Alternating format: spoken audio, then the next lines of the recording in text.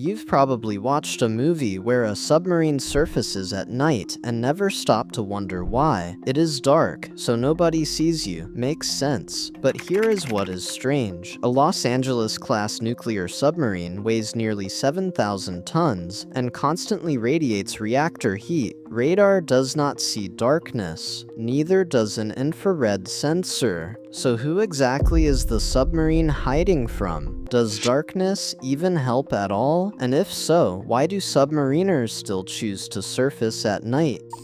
Before we talk about night, let's talk about what they are hiding from. The radar of IP-3 Orion, the American maritime patrol aircraft, can cover an area of several 100,000 square kilometers in a single sortie, lasting up to 12 hours. Depending on altitude and sensor configuration, that number means nothing on its own. So picture it this way. In a single flying day, one aircraft covers an area larger than all of Australia, and that aircraft is looking for one thing: a periscope, or an antenna, or a radar mast, anything that breaks the surface.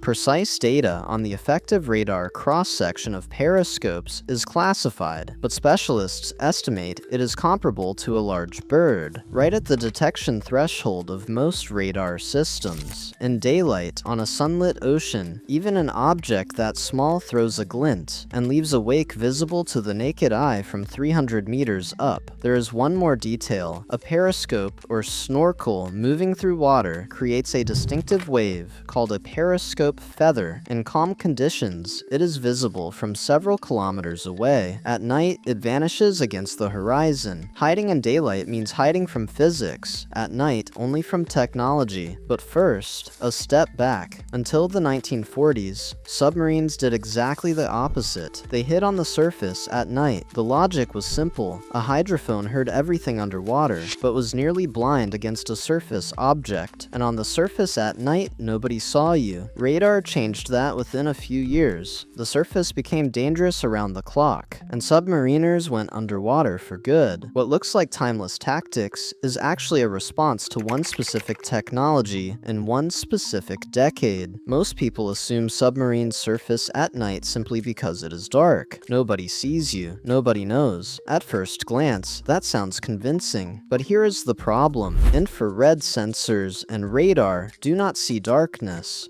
A hydrophone underwater does not know the difference between night and day. When a submarine surfaces, it radiates engine heat, compressor noise, and the electromagnetic signature of its antennas. All of that registers just as clearly at 2 in the morning as it does at 2 in the afternoon. The darkness itself is not the shelter. What actually matters is a combination of 3 factors, and the first of them has nothing to do with visibility at all. We are talking about the window in radar and aerial patrol coverage, the ocean's thermal layer, and enemy reaction time.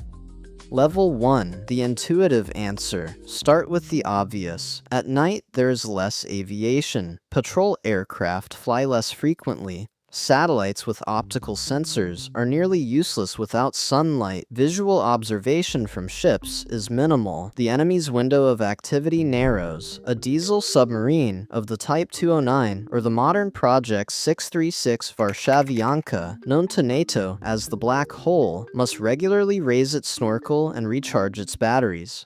Submerged endurance on electric motors runs from 18 to 72 hours, depending on speed. After that, there is no other option, so if you have to do it anyway, do it when there are fewer eyes. The logic is simple, but that is only the first layer. Here is where it gets genuinely interesting, because fewer eyes is not the same as safe. Submariners know that better than anyone. Level 2. The deeper engineering reason. Night is a different electromagnetic landscape. Consider what happens to radio wave propagation. During the day, the ionosphere, the atmospheric layer between 60 and 1,000 kilometers up, is heated by solar radiation and becomes denser. That changes signal propagation conditions. Over-the-horizon radars, like the ANFPS 118 or Australia's Jindalee over-the-horizon radar, systems that see beyond the horizon by bouncing signals off the ionosphere, experience more interference and lower accuracy at low frequencies during daylight hours. At night, the ionosphere cools and stabilizes, but what is critical is that nighttime also brings a reduction in aerial patrol intensity, because the primary threat to a submarine near the surface is not a shore-based radar station. It is a patrol aircraft equipped with a magnetic anomaly detector called MAD and sonobuoys. MAD detects distortions in the Earth's magnetic field caused by a metal hull. It works regardless of visibility and regardless of time of day, but it requires an aircraft to be present, and at night there are fewer aircraft. So, the first real reason is this: the absence of aviation opens a window. But there is another dimension that rarely gets discussed. A diesel submarine cannot charge its batteries at full submersion. For that it needs its snorkel, a mast that sticks above the surface and feeds air to the engines. And the moment it is snorkeling, the submarine gives itself away through three independent signatures simultaneously. First, the radar reflection of the mast itself. Second, the periscope feather, the wave the mast creates in the water. Third, the diesel exhaust. In clear weather, it is visible on the surface from up to 4.5 kilometers away. Three signatures, all at the same time, and not one of them depends on visibility in the conventional sense. Night removes one of the three, the visible one. Exhaust cannot be seen by the naked eye in darkness. The mast's wake cannot be seen either. What remains is radar, but radar requires a nearby aircraft or ship, and at night there are fewer of them. Most analysts would stop here, but there is one more level, and it is tied to the physics of the ocean itself. Level 3. The engineering secret. Here's what happens to the ocean after sunset. During the day, the sun heats the upper water layer. The thermocline, the boundary between warm surface water and cold deep water, shifts upward and sharpens. For hydroacoustics, it acts as a mirror. Sound waves from buoys and hydrophones reflect off it and do not penetrate into the depths. A submarine below the thermocline is acoustically invisible, but that protects whoever is submerged. What happens when the submarine rises? Above the thermocline, it is exposed. Sonar gets a clean return. Add to that the thermal signature. During the day, the ocean surface is heated by the sun, and the thermal contrast between the metal hull and the water is at its maximum. At night, the surface layer cools, and the contrast decreases. Infrared systems, such as those mounted on Patrol P-8 Poseidons, become less effective when the temperature differential is small.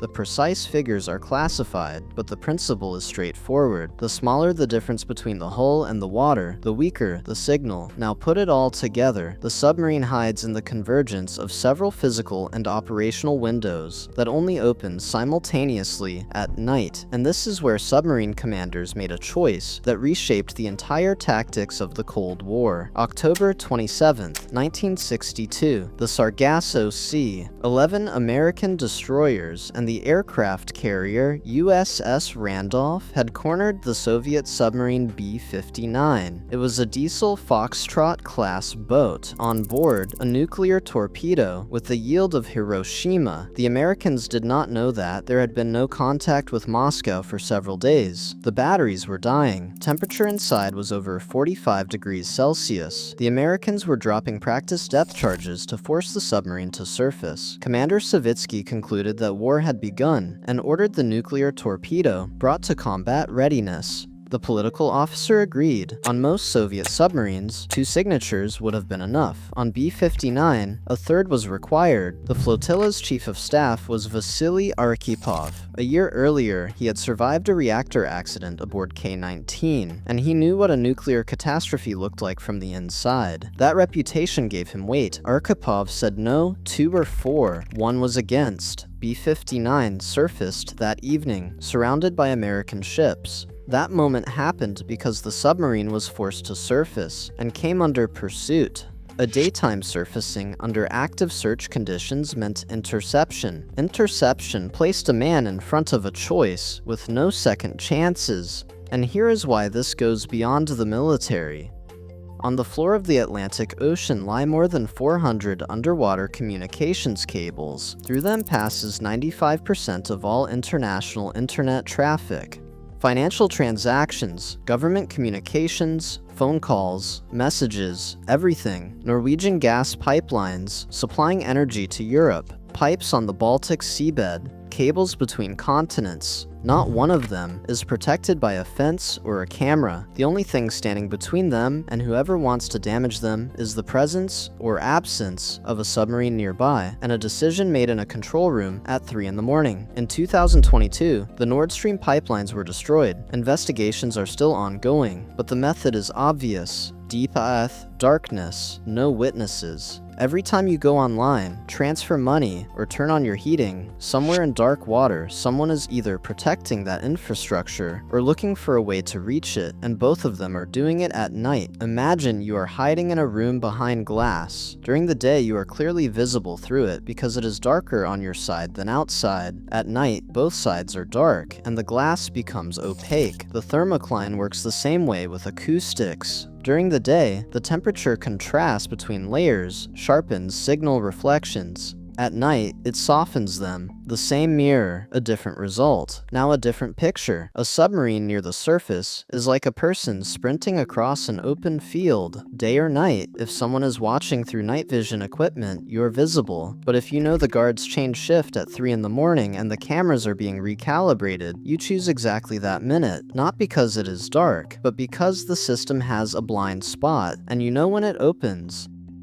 Night is not an unconditional ally. Infrared systems like FLIR operate on thermal contrast. During the day, the ocean surface is heated by the sun, and diesel exhaust drowns in that thermal noise. At night, the surface cools, the background temperature drops, and that same exhaust suddenly becomes sharp, like a fire in a dark room. FLIR sees it better than in daylight, so night simultaneously hides and reveals. It removes the visible eye, but sharpens the thermal one. A commander deciding whether to raise the snorkel is not choosing between safety and danger. He is choosing between different types of risk. And here is what actually underlies every one of those decisions. A submarine detected on the surface has fewer than 3 minutes before a helicopter torpedo attack. 3 minutes is everything separating the crew from the bottom, but even if the boat manages to dive in time, the mission is already over. It is not just the submarine that has been compromised. The position of the entire group it was feeding data to is now at risk. One intercepted signal, and the work of several ships collapses. There is a long-term cost as well. Lead-acid batteries have a limited number of charge cycles. Every unplanned surfacing burns through that service life. The fleet counts every cycle because replacing the batteries costs months in dry dock. And there is a cost that cannot be measured in money. A commander forced to surface during daylight because of a critical charge level is already making decisions under pressure, exhausted, without options. The night window is not just physics, it is the preservation of clear thinking for the moment when the next mistake might be the last. And in peacetime, there is a fifth dimension. A submarine near foreign waters detected during the day becomes an incident, a diplomatic protest, sometimes a crisis. At night, the chances of detection drop, and with them the risk of a war nobody planned to start. Now you know why submariners count the hours, why night is not shelter, it is a calculation, and why the ocean surface, which looks empty, is actually full of decisions being made underwater.